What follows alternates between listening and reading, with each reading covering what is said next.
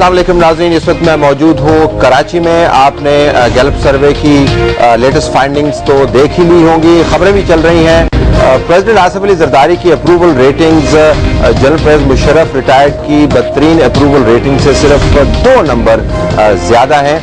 पाकिस्तान इस वक्त इंतहाई नाजुक दौर से गुजर रहा है और अगर वाकईतन लोगों के एतमाद का वही हाल है अपनी लीडरशिप पर जो इस सर्वे ने रिफ्लेक्ट किया, तो इंतहाई परेशानी की बात है, क्योंकि लीडरशिप का काम होता है कॉन्फिडेंस इंस्पायर करना, लोगों का मोरल बुलंद करना और लोगों को ये उम्मीद दिलाना कि चीजें तब्दील होंगी और उसके साथ साथ डिलीवर भी करना। हम इस हवाले से 2 शख्सियात से बात करना चाहते हैं जो तब्दीली के मतलाशी हैं और तब्दीली के लिए काम कर रहे हैं पाकिस्तान के अंदर, और उनसे जानना चाहेंगे कि क्या ये लीडरशिप के क्राइसिस का मामला है या निजाम को तब्दील करने की बात है एक ऐसे वक्त में जब ग्लोबल इकोनॉमिक रिसेशन भी है। फैसलाबाद हो, मुल्तान हो, कराची हो, बिजनेस इज बैडली हिट।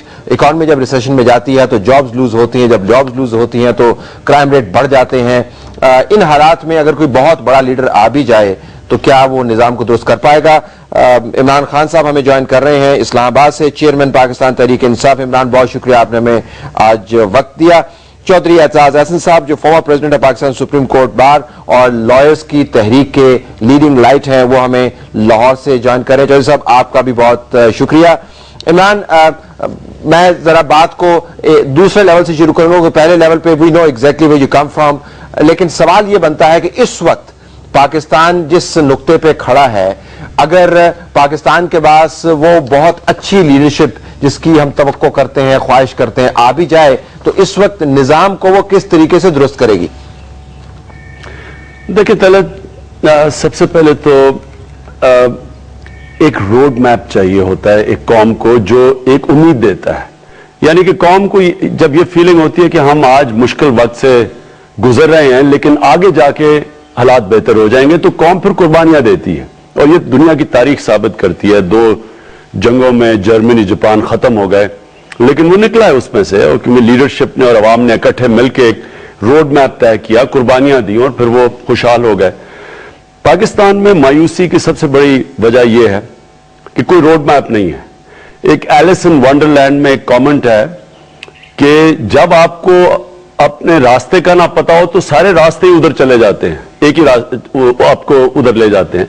ये इस वक्त कोई किसी को समझ नहीं आ रही कि हुकूमत किधर जा रही है। मेरा अपनी फीलिंग ये है कि सबसे पहले हुकूमत को जो चीज ठीक करनी चाहिए थी, और अगर तब्दीली चाहते हैं तो अदालतों को ठीक करना चाहिए। वो बुनियाद होती है एक माशरे के अंदर प्रोग्रेस की। सारी इस्लाहत का जो बुनियाद होती है वो एक रूल ऑफ लॉ के ऊपर बेस होती है, और ये दुनिया की तारीख साबित करती है। तो जो इन्होंने अदलिया से जो गद्दारी की है, जो एक मूवमेंट चली थी मुल्क में तब्दीली की एक आजाद अदलिया के लिए, वो जो उस मूवमेंट से जो गद्दारी की है, मैं समझता हूं उससे इनकी भी क्रेडिबिलिटी खत्म हुई है कि ऑपोजिशन के अंदर आजाद अदलिया और हुकूमत में आके गुलाम अदलिया, और ये मुल्क को भी जो एक अवाम को एक नजर आया था चेंज, वो भी इन्होंने मायूसी फैलाई है उसमें भी। Let me bring in Ejaz this point. आपने अदलिया की बात की। एजाज, अदलिया यकीनन सेंटर ऑफ ऑल फोकस है और होना भी चाहिए। कानून, आइन, इंसाफ यकीनन बहुत जरूरी है, बल्कि आप समझे कि रीढ़ की हड्डी है। मैं आपको क्या बता रहा हूं, आप खुद बेहतर जानते हैं। लेकिन मैं जिस बहरान की इस वक्त बात कर रहा हूं वो इंतजामी तौर पर भी हम पर हावी है, वो मुआशी तौर पर भी हमें हर तरफ से घेरे हुए है, वो बॉर्डर के ऊपर भी फैला हुआ है, उसकी खारजा पॉलिसी की डायमेंशंस भी हैं, अब न्यूक्लियर इशू भी उसके अंदर आ रहा है।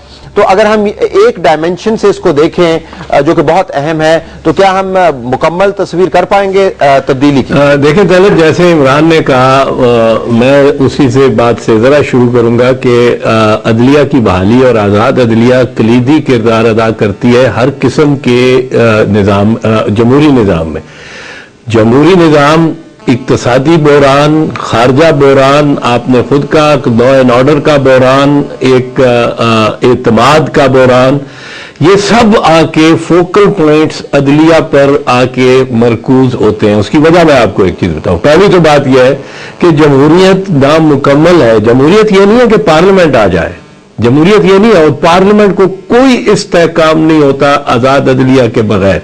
दुनिया में किसी मुल्क में जमहूरियत मुस्तहकम नहीं है जहां अदलिया आजाद नहीं है। आप बरतानिया देख लें, यूरोप के मुमालिक देख लें, कनाडा देख लें, ऑस्ट्रेलिया देख लें, अमेरिका देख लें, आप इंडिया देख लें, आप श्रीलंका देख लें, जहां टेररिस्ट एक्टिविटीज भी हो रही है, पर जमहूरियत क्यों मुस्तहकम है? क्योंकि अदलिया आजाद है, और अदलिया एक मोर्चा है जो जमहूरियत को मुस्तहकम रखने के लिए जरूरी होता है, जिसके डर से एडवेंचरर्स नहीं आते। अब ये 2 साल पहले ख्वाब अदलिया आजाद अदलिया का हमें नजर आया था और उसको एम्ब्रेस करना चाहिए था हुकूमत को। बिल्कुल मैं इस बात पे एग्री करता हूं। इसी तरह इक्तसादी बहरान लीजिए, दुनिया में अब सिर्फ डोल और एड से, सिर्फ बाइडन लूगर बिल पे से पाकिस्तान में तरक्की नहीं आएगी। वो अच्छा बिल है, एक बेहतर मस्बत डायरेक्शन में चेंज है, पर उससे नहीं आएगी। तरक्की कहाँ आएगी? बेरोजगारी कहाँ खत्म होगी? पैदावार कहाँ बढ़ेगी? कीमतें कहाँ कम होंगी? जब यहाँ सरमायाकारी होगी, सरमायाकारी भारी अंदाज में सरमायाकारी होगी। हमारा तो खुद सरमायादार भाग रहा है यहाँ से।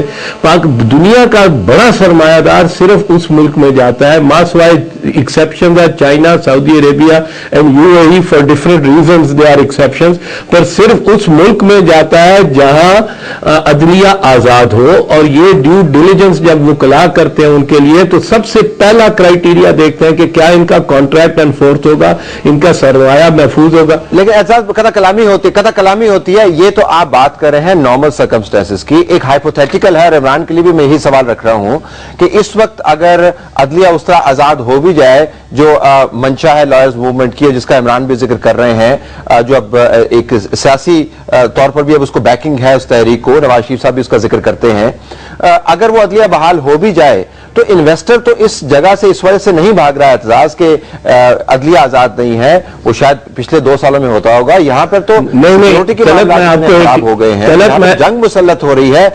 मैं आपको एक चीज कर दूं, इन्वेस्टर जो दुनिया का है, और हमसे मेरे भी क्लाइंट्स हैं, और बाहर हम जब न्यूयॉर्क गए हैं, न्यूयॉर्क बार की पैट्रिशिया हाइंस जो सदर है न्यूयॉर्क बार की, उन्होंने कहा इन्वेस्टर्स को पब्लिक अपनी सिक्योरिटी का मसला नहीं, वो आपके पार्टनर से दुबई में मुलाकात कर लेंगे, वो पाकिस्तान आते ही नहीं है, आने को आएंगे ही नहीं। ता वक्त है कि हालात इंप्रूव ना करें, इक्तसादी हालात इंप्रूव ना करें, बेरोजगारी खत्म ना हो, वो पैसा सरमाया लगाने को भी डरते हैं, क्योंकि सरमाया उनका अनसेफ है यहाँ, क्योंकि अदलिया आजाद नहीं। और एक दिन की बात मैं नहीं कर रहा हूं, मैं ये नहीं कह रहा हूं कि कल अदलिया आजाद जजों को आप बहाल कर दें, इफ्तिखार मोहम्मद चौधरी साहब को या खलील रहमदे साहब को या राजा फयाज साहब को, और एकदम बिजली की लोड शेडिंग खत्म हो जाएगी या आटा मिलना शुरू हो जाएगा, एकदम तो नहीं, पर अगले 4-5 साल में आप देखें सरमायाकारी किस तरह होती है, किस तरह लोग अट्रैक्ट होते हैं। Now that we have an international profile of independent जजेस with integrity sitting at home doing nothing, उनको रियासत को इस्तेमाल करना चाहिए, उनको रियासत को and this is the first logical step towards an economic resurgence. इसके बगैर इकोनॉमिक रिसर्जेंस नहीं होगी, आप जितनी भी कोशिश कर लें। Okay, let me take the question to Imran. Imran, अभी सवाल मेरा आपसे भी वही है कि इस वक्त जो मल्टीपल क्राइसिस है, उसका नुक्ता आगाज ठीक है, अदलिया तो एक जाविया हो गया, लेकिन अगर आपने इमीडिएटली लोगों को रिलीफ देना हो, इमीडिएटली पाकिस्तान के बॉर्डर्स के ऊपर जो चैलेंजेस आ रहे हैं उनको वार्ड ऑफ करना हो और पाकिस्तान की कौम का एतमाद बहाल करना हो, तो ये तो you would require a composite program. देखिए तलत, एतजाज ने बिल्कुल ठीक बात कही है। शॉर्ट टर्म हो या लॉन्ग टर्म हो, आपका रूल ऑफ लॉ जो होता है वो बेसिकली एक सरमायाकार को तहफ़्फ़ुज़ देता है, वो आइसोलेट कर देता है सरमायाकार को पॉलिटिकल प्रेशर से। वो आइसोलेट कर देता है कि अगर गवर्नमेंट चेंज होती है भी तो उसको कॉन्ट्रैक्ट उसके इन्फोर्स रहेंगे। ये शॉर्ट टर्म हो या लॉन्ग टर्म हो, अगर आप सरमायाकारी चाहते हैं, और एतजाज ने बिल्कुल ठीक बात कही, आप दुनिया का टेबल देख लें कि जो खुशहाल मुल्क हैं उनकी अदलिया मजबूत और आजाद है, जो थर्ड वर्ल्ड है उसकी ये नहीं कि रिसोर्सेज की कमी है। नाइजीरिया आपके सामने एक मिसाल है, तेल के जखीरे पे बैठा हुआ है, वहां रूल ऑफ लॉ नहीं है। दूसरी चीज